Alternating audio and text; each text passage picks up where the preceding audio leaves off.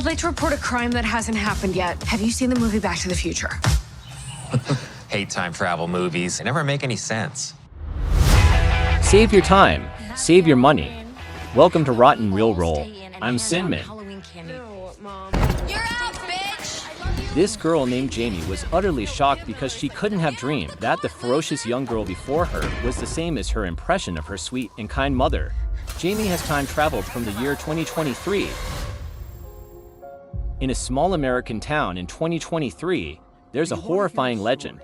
35 years ago, around Halloween 1987, 3 high school girls were brutally murdered, each bearing 16 knife wounds. According to witnesses, the killer wore a mask, dressed in all black, and became known as the Sweet 16 Killer. Over the next 35 years, time has diluted the fear, and every year at this time, many people wear masks and imitate the killer to celebrate Halloween. This Halloween, high school girl Jamie planned to go to a rock concert with her best friend, but her mother strongly objected, as she had witnessed the Sweet 16 Killer incident and was always worried about Jamie's safety. But Jamie believed that after 35 years, there was nothing to be afraid of. However, fate had Jamie's mother face the same masked killer again that night. For 35 years, she had been diligently learning self-defense and even prepared a gun to confront the killer, just so she could put up a fight before being fatally stabbed. Amidst the pain, Jamie still clung to hope because her best friend is a time travel researcher. Once the time machine research succeeds, she can go back in time, stop the killer, and save her mother and the lives of the other 3 girls. As Jamie waits for the successful research on the time machine while collecting information about the massacre that year, the Sweet 16 Killer finds her. In the heat of their fight, they accidentally enter the time machine and travel back to 1987. The above is the first half of the Netflix film Totally Killer that I want to recommend today. I won't give away the second half, but I strongly suggest you watch it. It's worth investing 2 hours of your time. Oh my god! What? I forgot to bring vodka. Before we delve into the main discussion, please take a few seconds to manually subscribe to our channel and click on the little bell so you won't miss our latest movie reviews. Jesus, Mom. Mamacita? Ay. Ay, ay, ay. Mamacita. In simple terms, because this comedy horror suspense film could be the most exciting Halloween movie of the year. Throughout October, not only have Netflix and Prime released multiple Halloween-themed movies, but even theaters have been flooded with over a dozen related films, including these, and these. Choosing a Halloween film is usually a challenge. On one hand, there's a very high proportion of horror films that are just plain bad, and if you randomly pick one, there's a 90% chance of wasting your time and money. On the other hand, horror films are often difficult to obtain high ratings on review websites, making it difficult for you to distinguish between good and bad films based solely on IMDb ratings. For example, this Totally Killer and the recently released Scream 6 both have nearly identical IMDb ratings, and their performances on Rotten Tomatoes are also quite comparable. Which one do you think is better? In my opinion, Totally Killer surpasses Scream 6 by a significant margin. In terms of its commercial appeal, entertainment value, and overall fun factor. Of course, Scream 6 isn't bad at all. Among the horror films released in the past 2 months, it stands out as quite impressive. To prepare for this episode, I've recently watched nearly 10 horror films, including Insidious, The Red Door, The Meg 2, The Nun 2, Scream 6, and Saw 10, hoping to find some hidden gems. Unfortunately, for most of these movies, it seems like the directors are still stuck in their elementary school years when it comes to understanding the essence of horror films.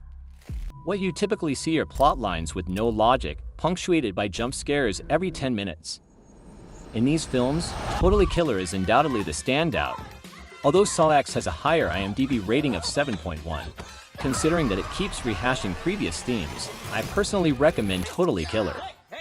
Years later, it might become a classic memory for a generation, just like Scream or Evil Dead back in the day, especially considering the recent global terrorist threat from Hamas. This film is worth recommending.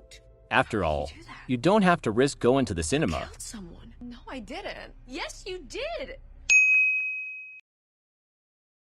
He's dead. browsing through various movie review sections on major websites, I noticed that many people are comparing this film to Happy Death Day, The Final Girls, or even labeling it as a Back to the Future take on Scream, suggesting it lacks sufficient originality. This might stem from some misconceptions. The fact is, filmmaking has evolved for over a century, and storytelling has been around for thousands of years. There are no entirely new stories left. When you open any movie, you'll see the shadows of those who came before. What creators do is rearrange and combine existing concepts, aiming for a better outcome. Yes, in Totally Killer, you can clearly see a mix of many old movies. The time travel part is like Hot Tub Time Machine. Saving her mom is reminiscent of Frequency. The killer's guessing part is like many of Agatha Christie's mystery films. And the part about changing the past and affecting the present might remind you of the butterfly effect. But Ratatouille itself is a dish where various ingredients are well blended. In addition, Totally Killer is a rare film that successfully combines elements of comedy, horror, and suspense, greatly enhancing its entertainment value. As a former screenwriter who has created both comedy and horror films, I must say this is an extremely difficult challenge because comedy elements can easily dilute and undermine the horror atmosphere, and vice versa. That's why excellent movies that blend both genres are so few. In terms of how the suspense and mystery are handled, the film does quite well. My mom never got a note in her locker in 1987. You wrote it after she died. How would you do this? Continue the story. For a good traditional mystery film, there are usually at least two conditions. First, the killer's identity should be well hidden, not easily guessed by the audience. And second, the killer's identity and motive must be reasonable, not overly far-fetched. In my opinion, Totally Killer meets both of these conditions. At least initially, I didn't completely guess the killer's identity, and after the reveal, it still maintains a certain level of plausibility. Overall, this film is probably the best in the last 10 years that blends the three elements mentioned above. The last similar, impressive film I can recall is Housebound from 2014. In comparison, Saw X, which overly emphasizes bloodshed, and Scream VI, which is only horror and suspense, are relatively monotonous and less entertaining.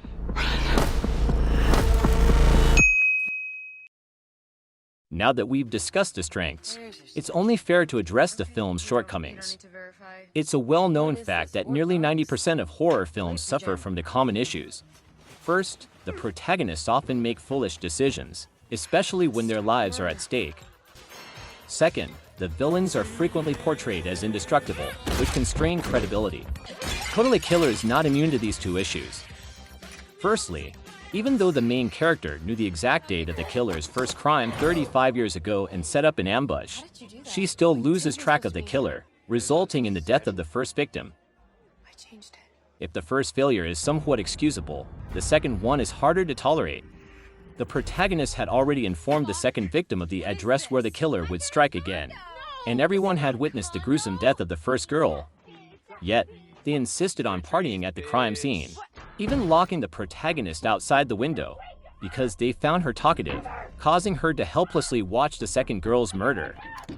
While it's understandable that the victims are just high schoolers, perhaps too playful and rebellious, this setup feels somewhat forced and contrived.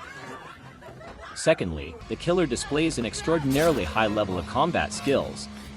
Despite suffering severe injuries on numerous occasions, they appear unscathed the next day, and repeatedly emerge victorious in fights against multiple opponents.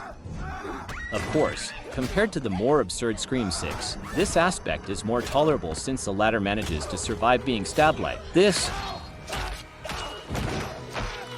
and this, and still remain unscathed.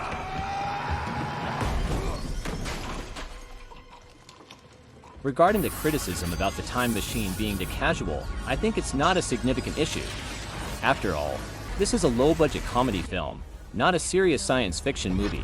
Who would be too concerned about that?